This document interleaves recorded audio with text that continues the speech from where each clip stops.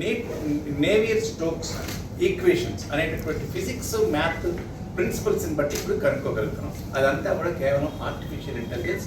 దీన్ని digital twin అంటారు. అంటే ప్రజల లోపల ఉందో మనకి బయట కనపడుతుంది. సో ఈ రకంగా ఆర్టిఫిషియల్ ఇంటెలిజెన్స్ వల్ల మనకి రెండు పొరపాట్లు జరుగుతున్నాయి ఏమిటి అనేది ట్రెడ్మిల్ టెస్ట్లో కూడా ఫాల్స్ పాజిటివ్ ఫాల్స్ నెగిటివ్ ఉంటాయి. కాబట్టి ట్రెడ్మిల్ టెస్ట్ని ఫస్ట్ గోల్డ్ స్టాండర్డ్గా భావించకూడదు.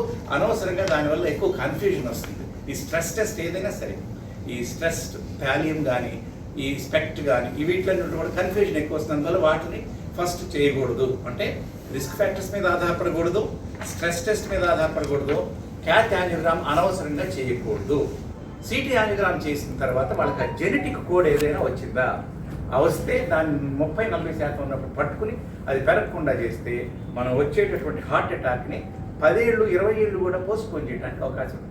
అది తెలియక, ఈ సింపుల్ బేసిక్ ప్రిన్సిపల్ తెలియక చాలామంది సిమ్టమ్స్ వచ్చినప్పుడే హార్ట్ అటాక్కి సిమ్టమ్స్ వచ్చినప్పుడే డాక్టర్ దగ్గరికి వస్తున్నారు.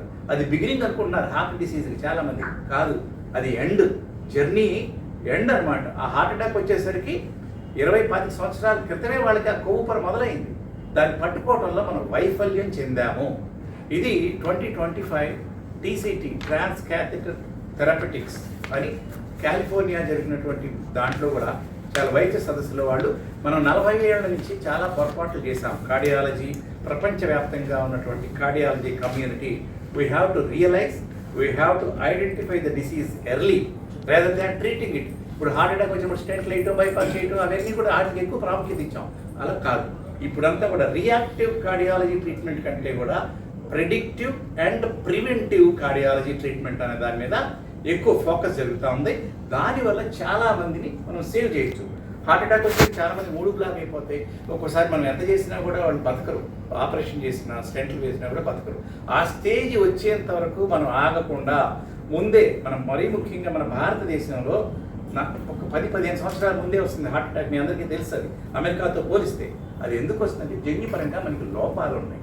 లైపోప్రోటీన్ ఏ, ట్రైగ్లిజరైడ్స్ ఎక్కువ ఉండడం, హెచ్డిఎల్ కొలెస్ట్రాల్ తక్కువ ఉండడం, వీటి వల్ల మనకి ఎక్కువ వస్తుంది. అందుకే 40 సంవత్సరాలు దాటిన వ్యక్తి ముందు మనం చేస్తే మిగతా వాళ్ళకి ఏం జబ్బులు లేకుండా వాళ్ళకి నెగిటివ్ వస్తే ఒక 10-15 సంవత్సరాల వరకు హార్ట్ అటాక్ రాదు. అంటే వారంటీ ఫర్ హార్ట్ అటాక్ అంటున్నాం.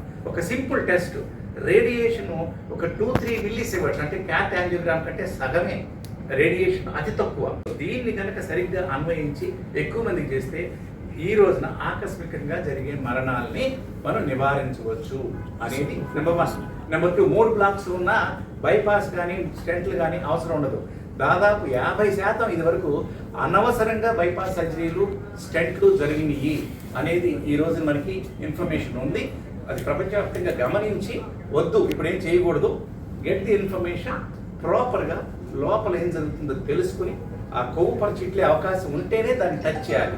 లేకపోతే మందులతోటి మనం చాలా మటుకు చేయొచ్చు అనేది మరో ముఖ్యమైనటువంటి అంశం.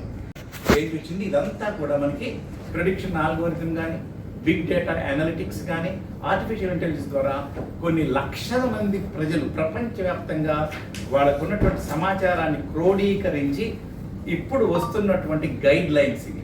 American Heart Association, European Heart Association, అలాగే NICE guidelines, Australian, New Zealand అందరూ కూడా ఇప్పుడు అసలు కంప్లీట్గా మారింది. అంటే trend for heart disease pickup, early diagnosis and unnecessary investigations, cath angiogram కానీ, బైపాస్ కానీ, స్టెంట్స్ కానీ చేయొద్దు. మెడిసిన్స్, ఆధునికమైనటువంటి మెడిసిన్స్తో చాలా మటుకు మనం వీటిని కంట్రోల్ చేయొచ్చు అనేది. సో ఇది కరోనరీ ఆర్టరీ డిసీజ్లో వచ్చినటువంటి గణనీయమైన మార్పు. ఇది మేము అలాగే మిగిలినటువంటి హార్ట్ అటాక్ వచ్చినప్పుడు ఏం చేస్తారు, తర్వాత ఏం చేయాలి, ఇవన్నీ కూడా ఈరోజు మేము చాలామంది డాక్టర్స్ వచ్చారు. దాదాపు 200 దాకా. అందులో చాలామంది యాక్టివ్గా, ఇది ఇంటరాక్టివ్ సెషన్ లాగా పెట్టాం. ఊరికే పొద్దు నుంచి సాయంకాలం వరకు కంటిన్యూస్ లెక్చర్స్ కాకుండా ఒక 15-20 మినిట్స్ టాక్, ఆ తర్వాత ఒక అరగంట నుంచి 45 నిమిషాలు ఇంటరాక్టివ్ సెషన్.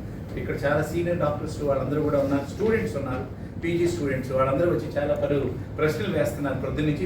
మాకు కూడా చాలా ఎక్సైటింగ్గా ఉంది. ఎందుకంటే వాళ్ళు అంత యాక్టివ్ పార్టిసిపేషన్ సాధారణంగా ఈ కాన్ఫరెన్సెస్లో నేను చూడడం.